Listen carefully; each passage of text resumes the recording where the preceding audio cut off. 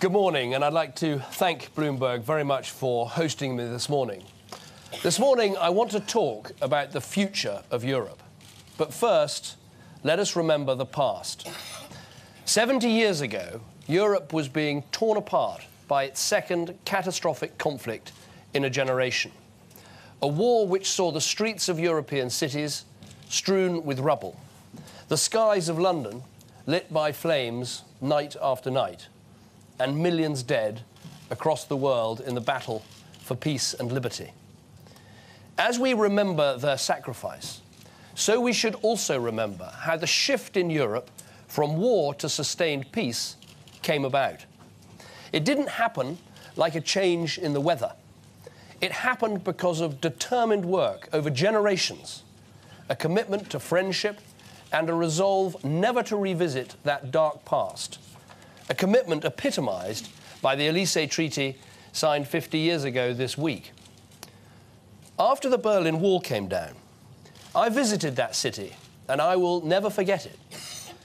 The abandoned checkpoints, the sense of excitement about the future, the knowledge that a great continent was coming together. Healing those wounds of our history is the central story of the European Union. What Churchill described as the twin marauders of war and tyranny have almost entirely been banished from our continent. Today, hundreds of millions dwell in freedom from the Baltic to the Adriatic, from the western approaches to the Aegean. And while we must never take this for granted, the first purpose of the European Union, to secure peace, has been achieved. And we should pay tribute to all those in the European Union, alongside NATO, who made that happen. But today, the main purpose of the European Union is different. Not to win peace, but to secure prosperity. The challenges come not from within this continent, but from outside it, from the surging economies of the East and the South. Now, of course, a growing world economy benefits us all, but we should be in no doubt that a new global race of nations is underway today, a race for the wealth and for the jobs of the future. The map of global influence is changing before our eyes, and these changes are already being felt by the entrepreneur in the Netherlands, the worker in Germany, the family in Britain. So I want to speak to you today with urgency and frankness about the European Union and how it must change, both to deliver prosperity and to retain the support of its peoples. But first, I want to set out the spirit in which I approach these issues. Now, I know that the United Kingdom is sometimes seen as an argumentative and rather strong-minded member of the family of European nations. And it is true that our geography has shaped our psychology. We have the character of an island nation. We are independent, forthright, passionate in defence of our sovereignty. We can no more change this British sensibility than we could drain the English Channel. And because of this sensibility, we come to the European Union with a frame of mind that is more practical than emotional. For us, the European Union is the means to an end. Prosperity, stability, the anchor of freedom and democracy both within Europe and beyond her shores, not an end in itself. We insistently ask, how? Why? To what end? But this doesn't make us somehow un-European. The fact is that ours is not just an island story, it is also a continental story. For all our connections with the rest of the world, of which we are mightily proud, we have always been a European power, and we always will be. From Caesar's legions to the Napoleonic Wars, from the Reformation, the Enlightenment, and the Industrial Revolution to the defeat of Nazism, we have helped to write European history, and Europe has helped to write ours. Over the years, Britain has made her own unique contribution to Europe. We have provided a haven to those fleeing tyranny and persecution. And in Europe's darkest hour, we help to keep the flame of liberty alight. Across the continent, in silent cemeteries, lie the hundreds of thousands of British servicemen who gave their lives for for Europe's freedom. In more recent decades, we played our part in tearing down the Iron Curtain and championing the entry into the EU of those countries that lost so many of their years to communism. And contained in this history is the crucial point about Britain, about our national character, about our attitude to Europe. Britain is characterized not just by its independence, but above all, by its openness. We've always been a country that reaches out, that turns its face to the world, that leads the charge in the fight for free trade and against protectionism. This is Britain today, as it's always been. Independent, yes, but open too. I never want us to pull up the drawbridge and retreat from the world. I am not a British isolationist, but I do want a better deal for Britain. But not just a better deal for Britain, I want a better deal for Europe too. So I speak as a British Prime Minister with a positive vision for the future of the European Union. A future in which Britain wants and should want to play a committed and active part. Now, some might then ask, why raise fundamental questions about the future of Europe when Europe is already in the midst of a deep crisis? Why raise questions about Britain's role when support in Britain is already so thin? Now, there are always voices that say don't raise the difficult questions. But it is essential for Europe and for Britain that we do, because there are three major challenges confronting us today. First, the problems in the Eurozone are driving fundamental change in Europe. Second, there is a crisis of European competitiveness as other nations across the world soar ahead. And third, there is a gap between the EU and its citizens, which has grown dramatically in recent years, and which represents a lack of democratic accountability and consent that is, yes, felt particularly acutely here in Britain. Now, if we don't address these challenges, the danger is that Europe will fail and the British people will drift towards the exit. I do not want that to happen. I want the European Union to be a success, and I want a relationship between Britain and the European Union that keeps us in it. That is why I'm here today, to acknowledge the nature of the challenges we face and to set out how I believe the European Union should respond to them, and to explain what I want to achieve for Britain and its place within the European Union. So let me start with the nature of the challenges we face. First, the Eurozone. Now, the future shape of Europe is being forged. There are some serious questions that will define the future of the European Union and the future of every country within it. The Union is changing to help fix the currency, and that has profound implications for all of us, whether we're in the single currency or not. Now, Britain is not in the single currency, and we're not going to be. But we all need the Eurozone to have the right governance and structures to secure a successful currency for the long term. And those of us outside the Eurozone also need certain safeguards to ensure that, for example, our access to the single market is not in any way compromised. And it is right that we begin to discuss those issues now. Second, while there are some countries within the EU that are doing pretty well, taken as a whole, Europe's share of world output is projected to fall by almost a third in the next 2 decades. This is the competitiveness challenge, and much of our weakness in meeting it is frankly self-inflicted. Complex rules which restrict our labour markets are not some naturally occurring phenomenon, just as excessive regulation is not some external plague that's been visited on our businesses. These problems have been around for too long, and progress in dealing with them has been far too slow. As Chancellor Merkel has said, if Europe today accounts for just over 7% of the world's population and produces 25% of global GDP, it is currently financing 50% of global social spending. And then it's obvious that it will have to work very, very hard to maintain its prosperity and its way of life.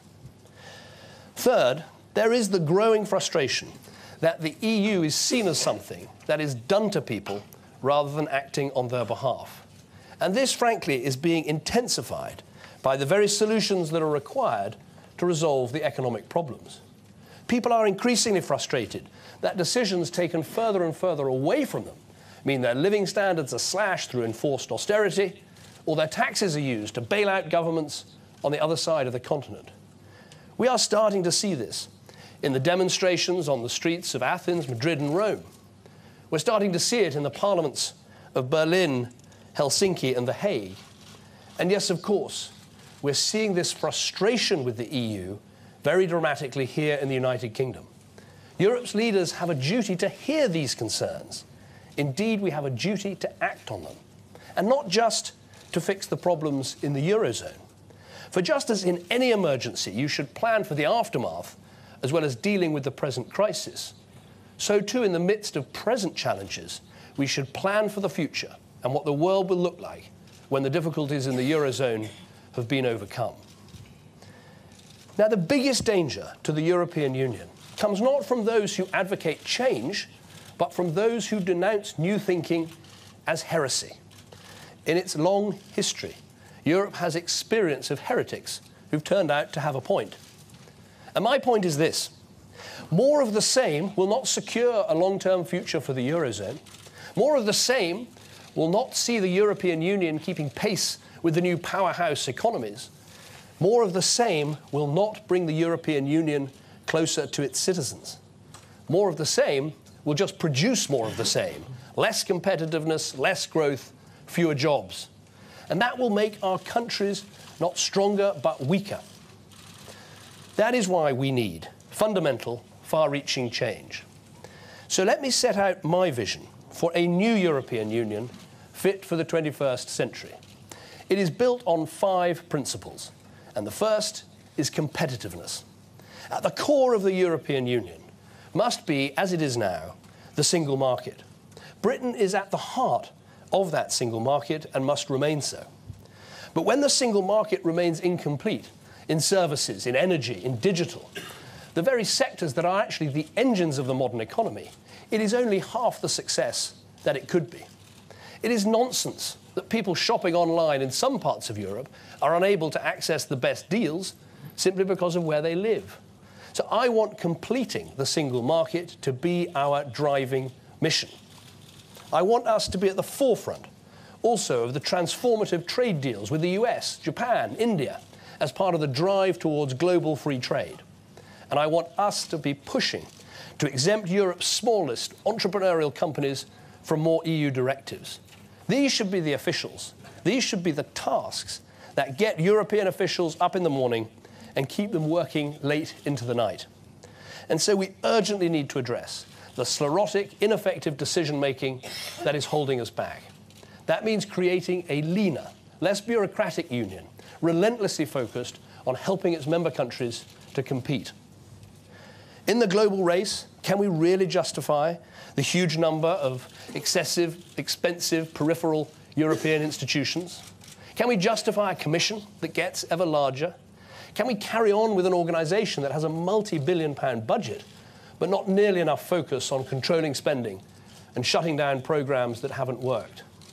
And I would ask this: when the competitiveness of the single market is so important, why is there then an Environment Council, a Transport Council, an Education Council, but not a Single Market Council? Now, the second principle should be flexibility. We need a structure that can accommodate the diversity of the EU's members, north, south, east, west, large, small, old and new, some of whom are contemplating much closer economic and political integration, and many others, including Britain, who would never embrace that goal. Now, I accept, of course, that for the single market to function, we need a common set of rules and a way of enforcing them. But we also need to be able to respond quickly to the latest developments and trends. Competitiveness demands flexibility, choice and openness, or Europe will fetch up in a no man's land between the rising economies of Asia and the market-driven North America. The EU must be able to act with the speed and flexibility of a network, not the cumbersome rigidity of a bloc. we must not be weighed down by an insistence on a one-size-fits-all approach, which implies that all countries want the same level of integration. The fact is they don't, and we shouldn't assert that they do. Now, some will claim that this offends a central tenet of the EU's founding philosophy.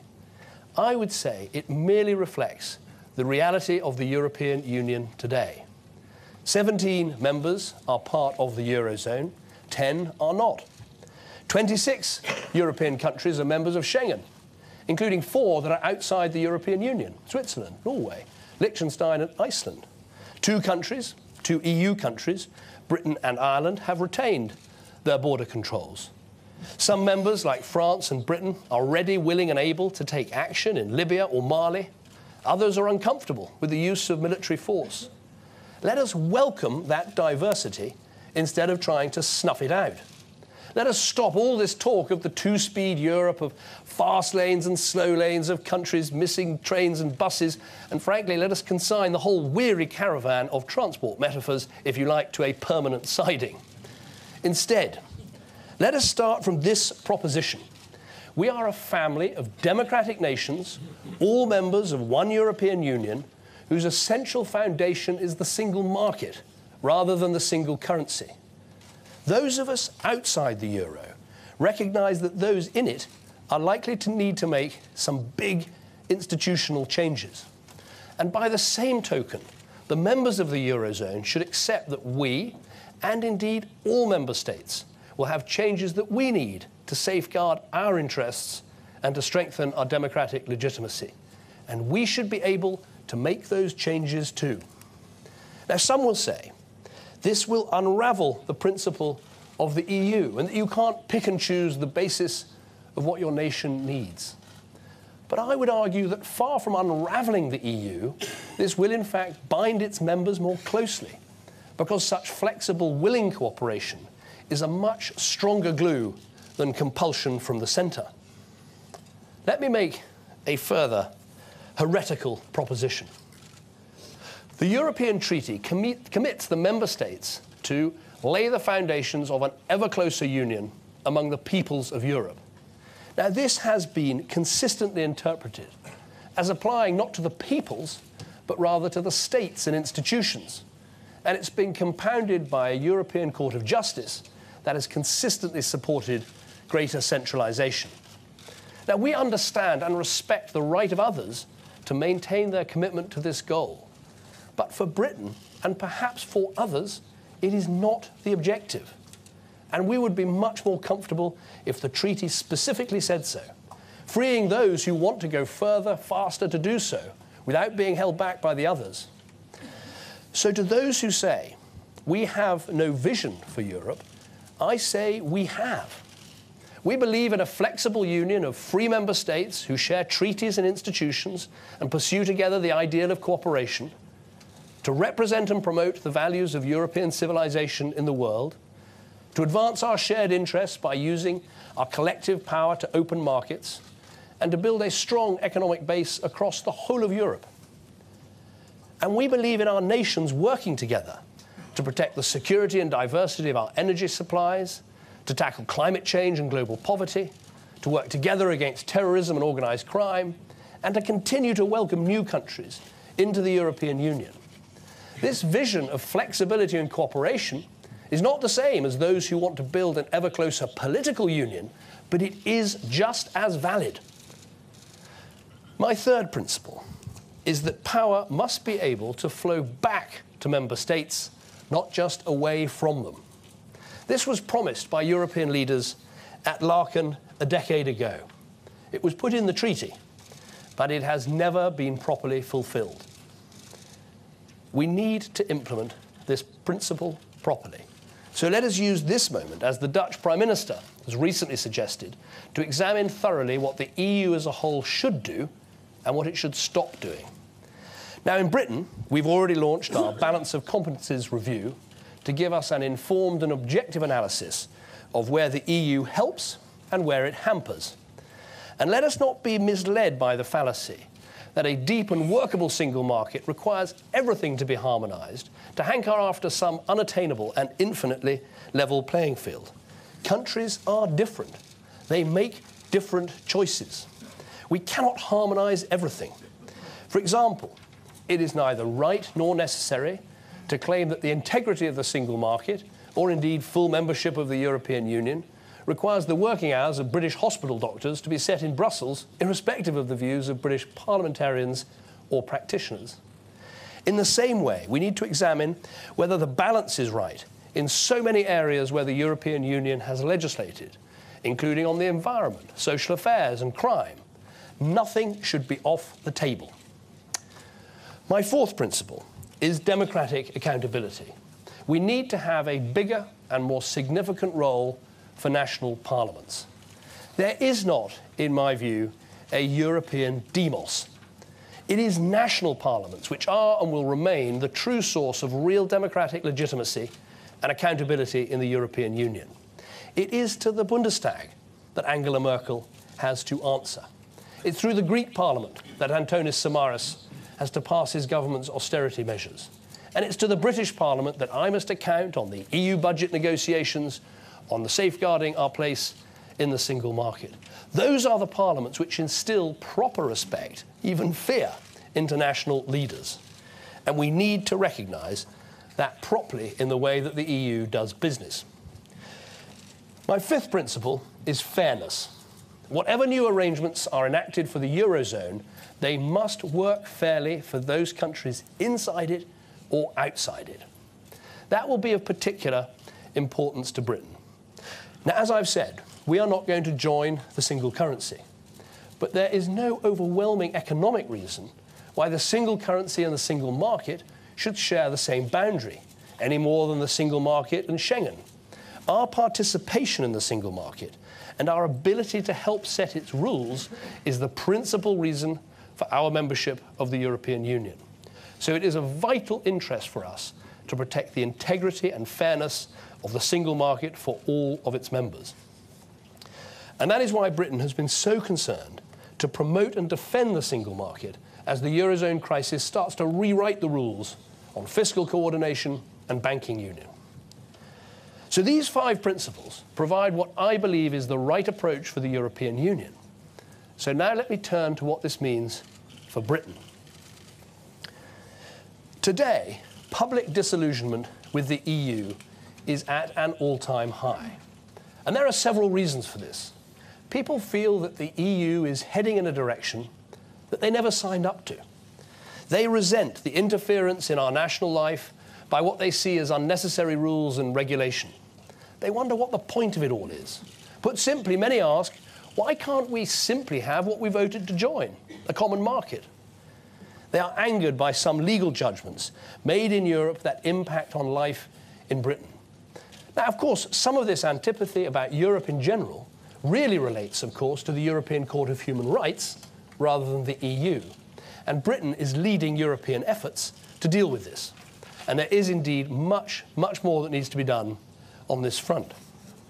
But people also feel that the EU is now heading for a level of political integration that is far outside Britain's comfort zone. They see treaty after treaty changing the balance between member states and the EU, and they note they were never given a say. They've had referendums promised, but not delivered.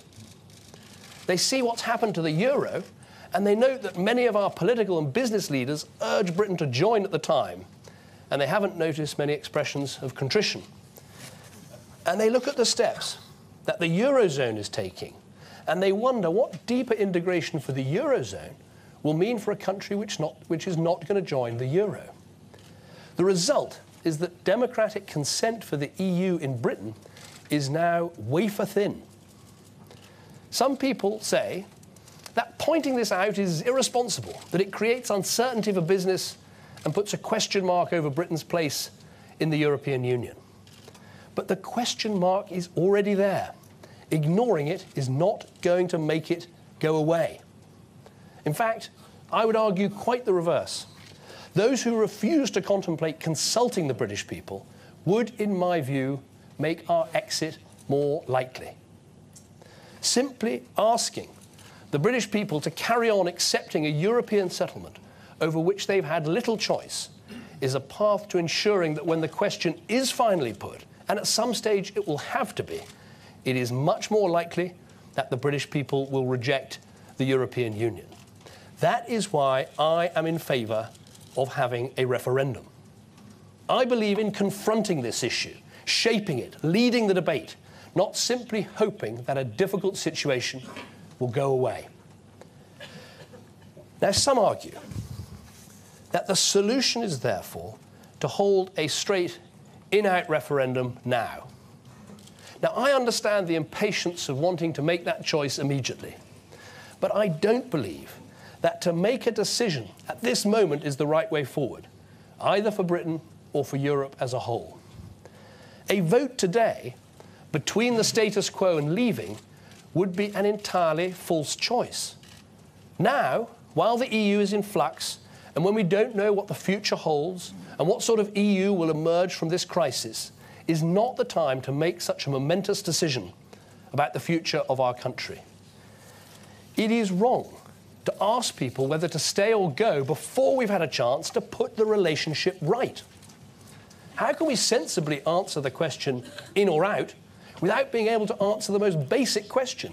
What is it exactly that we're choosing to be in or out of? The European Union that emerges from the Eurozone crisis is going to be a very different body. It will be transformed, perhaps beyond recognition, by the measures needed to save the Eurozone. We need to allow some time for that to happen and help shape the future of the European Union. So when the choice comes, it will be a real one. A real choice between leaving or being part of a new settlement in which Britain shapes and respects the rules of the single market, but is protected by fair safeguards and free of the spurious regulation that damages Europe's competitiveness. A choice between leaving or being part of a new settlement in which Britain is at the forefront of collective action on issues like foreign policy and trade, and where we leave the door firmly open to new members. A new settlement subject to the democratic legitimacy and accountability of national parliaments, where member states combine in flexible cooperation, respecting national differences and not always trying to eliminate them, and in which we have proved that some powers can, in fact, be returned to member states. In other words, a settlement which would be entirely in keeping with the mission for an updated European Union I have described today. More flexible, more adaptable, more open, fit for the challenges of the modern age. Now, to those who say, and there are those who say it, that a new settlement can't be negotiated, I would say listen to the views of other parties in other European countries arguing for powers to flow back to European states. And also look too at what we have achieved already. We've ended the obligation for Britain to bail out Eurozone members. We've kept Britain out of the fiscal compact. We've launched a process to return some existing justice and home affairs powers. We've secured protections on banking union and reformed the common fisheries policy. So we're starting to shape the reforms that we need now. Now, some of these things will not require treaty change, but I agree too with what President Barroso and others have said. At some stage in the next few years, the EU will need to agree on treaty change to make the changes needed for the long-term future of the euro, and to entrench the diverse, competitive, democratically accountable Europe that we seek. Now, I believe the best way to do this will be in a new treaty. So today I add my voice to those who are already calling for this. Now, my strong preference is to enact these changes for the entire European Union, not just for Britain. But if there is no appetite for a new treaty for us, and if there is no appetite for a new treaty for us, or for us all, then of course Britain would be ready to address the changes we need in a negotiation with our European partners. So the next Conservative manifesto in 2015 will ask for a mandate from the British people for a Conservative government to negotiate a new settlement with our European partners in the next Parliament. It will be a relationship with the single market at its heart. And when we have negotiated that new settlement, we will give the British people a referendum with a very simple in or out choice. to stay in the European Union on these new terms or to come out altogether. It will be an in-out referendum. Legislation will be drafted before the next election, and if a Conservative government is elected, we will introduce the enabling legislation immediately and pass it by the end of that year, and we will complete this negotiation and hold this referendum within the first half of the next Parliament. It is time for the British people to have their say. It is time for us to settle this question about Britain and Europe. Now, I say to the British people, this will be your decision. And when the choice comes, you'll have an important choice to make about our country's destiny.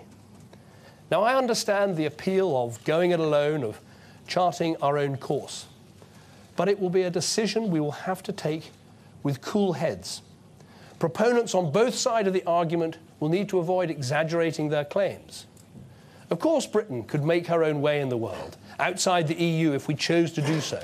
So could any other member state. But the question we'll have to ask ourselves is this: is that the very best future for our country? We will have to weigh carefully where our true national interest lies. Alone, we would be free to take our own decisions, just as we would be freed of our solemn obligation to defend our allies if we left NATO. But we don't leave NATO because it's in our national interest to stay and to benefit from its collective defence guarantee. We have more power and influence, whether implementing sanctions against Iran or Syria or promoting democracy in Burma, if we can act together. If we leave the EU, we cannot, of course, leave Europe. It will remain for many years our biggest market and forever our geographical neighbourhood. We're tied by a complex web of legal commitments. Hundreds of thousands of British people now take for granted their right to work, to live and to retire in any other EU country. Even if we pulled out completely, decisions made in the EU would continue to have a profound effect on our country. But we would have lost all our remaining vetoes and our voice in those decisions. We would need to weigh up very carefully the consequences of no longer being inside the EU and its single market as a full member. Continued access to the single market is, as I've said, absolutely vital for British business and for British jobs. Since 2004, Britain has been the destination for 1 in 5 of all inward investments into Europe. And being part of the single market has been absolutely key to that achievement.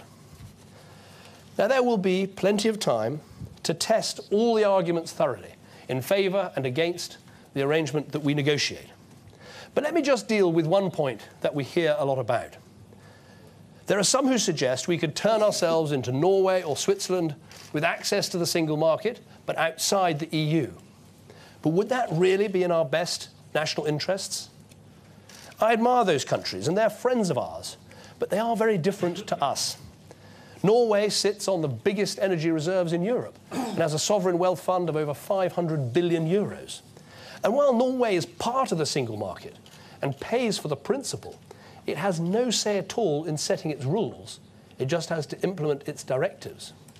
The Swiss, they have to negotiate access to the single market sector by sector, accepting EU rules over which they have no say, or else not getting full access to the single market, including in key sectors like financial services. The fact is, if you join an organisation like the European Union, there are rules. You'll not always get what you want, but that doesn't mean that we should leave, not if the benefits of staying and working together are greater. We would also have to think carefully too about the impact on our influence at the top table of international affairs. There's no doubt that we're more powerful in Washington, in Beijing, in Delhi, because we're a powerful player inside the European Union.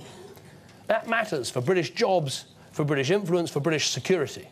It matters to our ability to get things done in the world. It matters to the United States and other friends around the world, which is why many tell us very clearly that they want Britain to remain in the European Union. So we should think very carefully before giving that position up. If we left the European Union, it would be a one-way ticket, not a return. So we will have time for a proper, reasoned debate. And at the end of that debate, you, the British people, will decide. And I say to our European partners, frustrated as some of them no doubt are by Britain's attitude, work with us on this. Consider the extraordinary steps which the Eurozone members are taking to keep the euro together, steps which a year ago would have seemed impossible. It does not seem to me that the steps which would be needed to make Britain and others more comfortable in our relationship with the European Union are inherently so outlandish or so unreasonable. And just as I believe that Britain should want to remain in the EU, so the European Union should want us to stay. Because a European Union without Britain, without one of Europe's strongest powers, a country which in many ways invented the single market and which brings real heft to Europe's influence on the world stage, which plays by the rules, which is a force for liberal economic reform, that would be a very different kind of European Union. And it is hard to argue that the EU would not be greatly diminished by Britain's departure. Let me finish today by saying this. I have no illusions about the scale of the task ahead. I know that there will be those who will say the vision I've outlined will be impossible to achieve, that there's no way our partners will cooperate, that the British people have set themselves on a path to inevitable exits, that if we aren't comfortable being in the EU after 40 years, we never will be. But I refuse to take such a defeatist attitude, either for Britain or for Europe.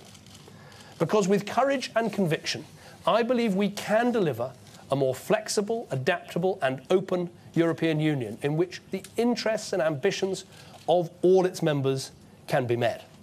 With courage and conviction, I believe we can achieve a new settlement in which Britain can be comfortable and all our countries can thrive. And when that referendum comes, let me say now that if we can negotiate such an arrangement, I will campaign for it with all my heart and all my soul. Because I believe something very deeply, that Britain's national interest is best served in a flexible, adaptable and open European Union. And that such a European Union is best with Britain in it. Now, over the coming weeks, months and years, I will not rest until this debate is won for the future of my country, for the success of the European Union, and for the prosperity of peoples and for generations to come. Thank you very much indeed.